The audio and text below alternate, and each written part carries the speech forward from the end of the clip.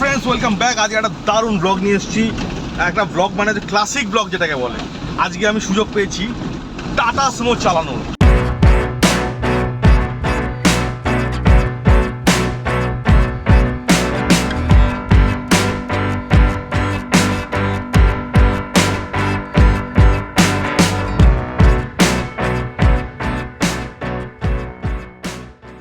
তো দেখো tata Sumo চালাচ্ছি, হেভি লাগছে চালিয়ে।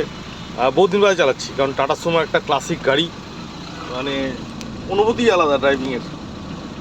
তো আজকে সুযোগ পেয়েছি গাড়ি চালানোর। টাটা সুমো মানে লেজেন্ড গাড়ি বলতে গেলে।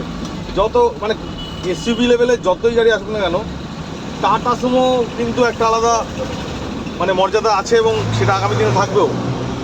এবং যারা টাটা সুমো চালিয়েছে তারা জানে এর অনুভূতি।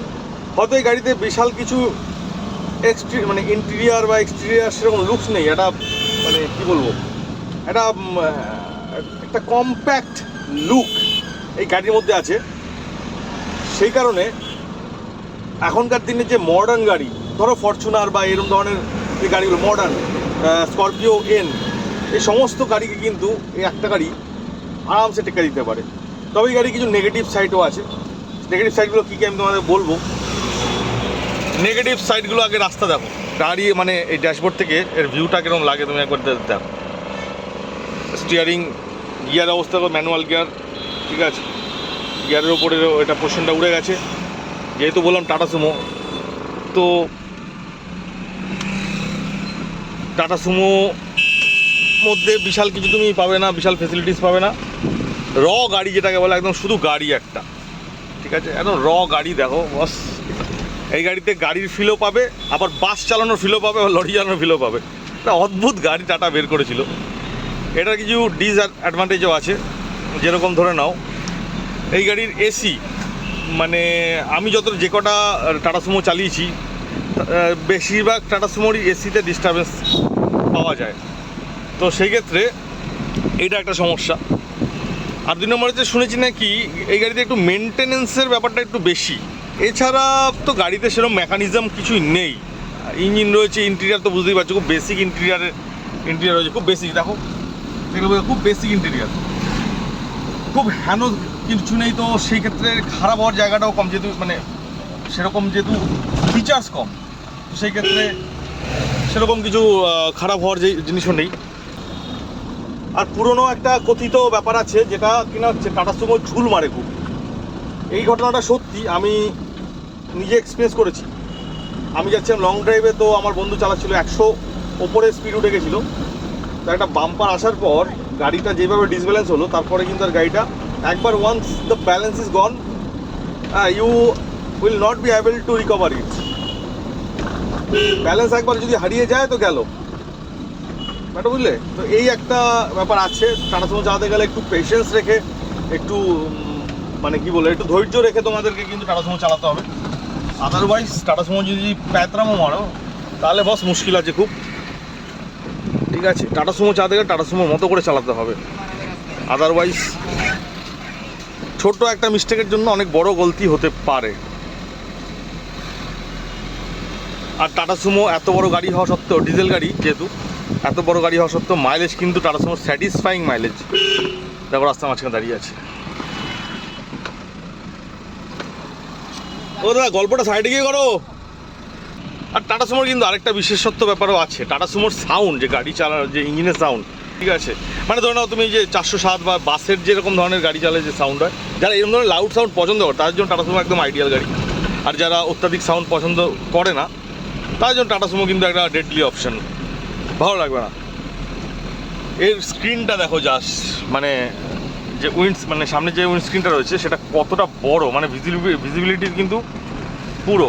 এবার যারা ভাবো টাটা সুমো চালাবো, একটু বড় গাড়ি চালাবো কী করে, দেখো একটা জিনিস লক্ষ্য করো, হাই অ্যাঙ্গেল থেকে পুরো বোনেটটা কিন্তু তোমরা দেখতে পাচ্ছ।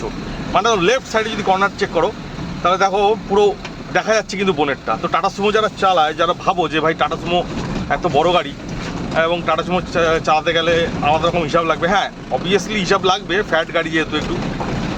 তো সেই ক্ষেত্রে একটা জিনিস তোমার ফেসিলিটি পাবে, সেটা হচ্ছে এই গাড়িতে তুমি কিন্তু বোনেটের কর্নারটা তুমি তোমার সিট, ড্রাইভিংয়ের সিট মানে আই অ্যাঙ্গেল থেকে আরামসে তুমি বুঝতে পারবে।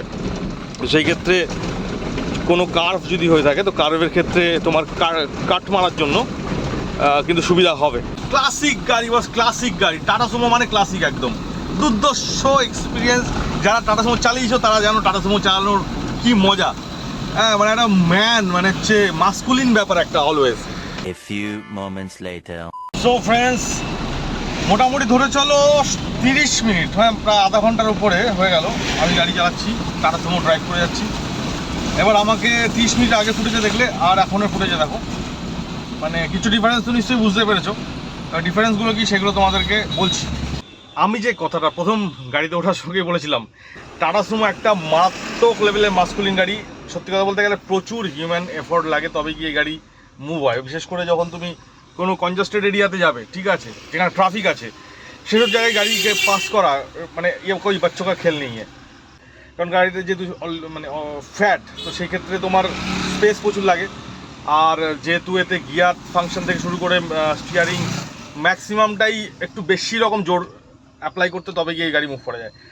আর সবথেকে টাফেস্ট পার্ট হচ্ছে এই গাড়িতে কোনো এসি আছে option, but AC is not working condition রয়েছে, ঠিক আছে। এসি ম্যাক্সিমাম টাটা সুমো তুমি দেখবে, ম্যাক্সিমাম টাটা সুমোতে এসির ফাংশন কিন্তু মানে বলতে গেলে নেই।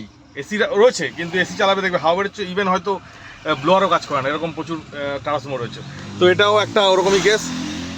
এই গাড়িরও তাই অবস্থা, তোমার গিয়ে এসি কিন্তু কাজ করছে না। তো এটা হচ্ছে টাটা সুমোর একটা প্রবলেম, যে তোমার টাটা সুমো চালাতে গেলে ওরকম মানসিক প্রস্তুতি নামতে হবে।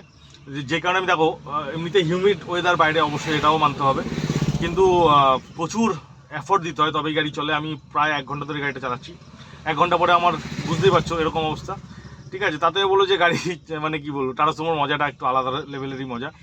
তো এই হচ্ছে ফ্যাক্ট, ঠিক আছে। চলো, যদি ব্লগটা ভালো লেগে থাকে তাহলে অবশ্যই চ্যানেলকে সাবস্ক্রাইব করো, আর দেখা হবে নতুন ব্লগের সঙ্গে কোনো একটা মানে ইন্টারেস্টিং টপিক নিয়ে, ঠিক আছে। টাটা, বাই বাই, আর জয় হিন্দ, ভারত মাতা কি জয়।